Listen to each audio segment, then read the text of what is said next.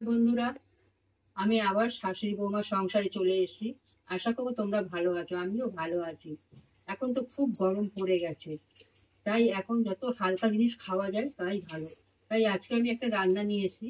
আমি ঝিঙ্গে দিয়ে আলু দিয়ে পোস্ত করবো, খুব হালকা হবে, খেয়ে যাতে কোনো অসুবিধা না হয় আর সবাই খেতে পারে, বড় ছোট সবাই যেন খেতে পারে। আমি সেইভাবে ঝিঙ্গা দিয়ে আলু দিয়ে ঝিঙ্গে আলু পোস্ত করবো, তোমরা দেখো।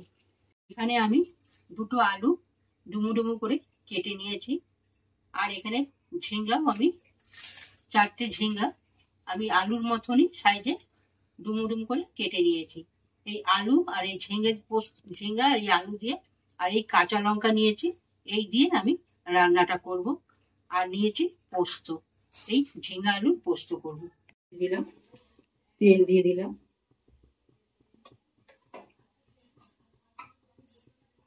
পোস্ত করতে আমি সামান্য একটু তেল, কালো জিরা দিলাম। সর্ষের তেল দিয়ে পোস্তটা ভালো হয়। হ্যাঁ, সর্ষের তেল দিয়ে আমি করবো, সামান্য একটু তেল দিয়ে। এবার আমি আলুটাকে দিয়ে দেবো। আলুটাকে ঢাকা দিয়ে ভেজে নিই, আর পোস্তটাকেও আমি বেটে নিই বন্ধুরা। বসিয়ে দিয়েছি পোস্তের আলুটা, আর এদিকে আমি পোস্তটা বেটে নিই। কেনা পোস্ত তো ধুয়ে বাটাটাই ভালো। এবার পোস্তটাকে আমি কটা কাঁচা লঙ্কা দিয়ে বেটে নেব।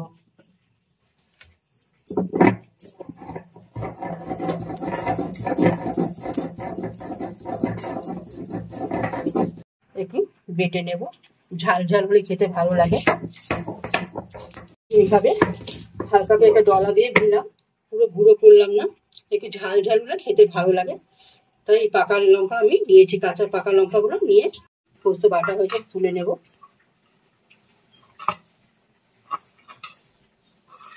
আমি আবার ঢাকনাটা তুলে দেখছি,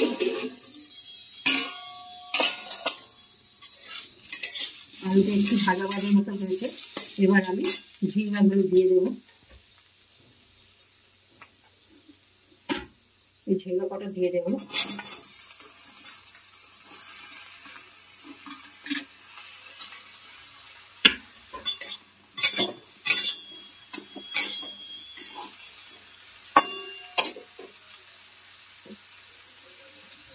দিয়ে দেবো।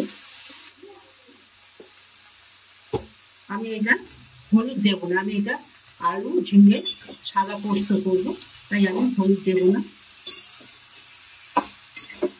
10 মিনিট পরে আমি আবার ঢাকনাটা খুললাম, তার মধ্যে দুবার নাড়া দিয়েছি, সেটা তোমাদেরকে দেখাইনি। আমার আলুটাও সিদ্ধ হয়ে গেছে, ঝিঙ্গাটাও সিদ্ধ হয়ে গেছে। এবার আমি পোস্তটা দিয়ে দেবো। এই পোস্তটা আমি দিয়ে দেবো।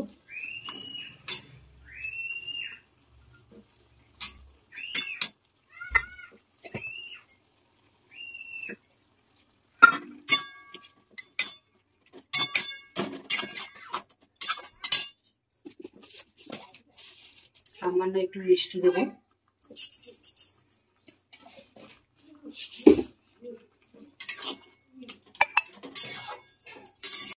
কিছুক্ষণ ঢাকা দিয়ে রাখবো। গ্যাসটা আমি কমিয়ে দিলাম, আর একটু হোক। পরে আবার ঢাকনাটাকে খুললাম।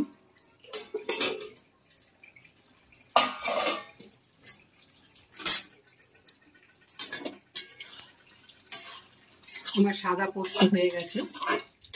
তোমরা তো প্রথম থেকে দেখলে এইভাবে। তোমাদের যদি ভালো লাগে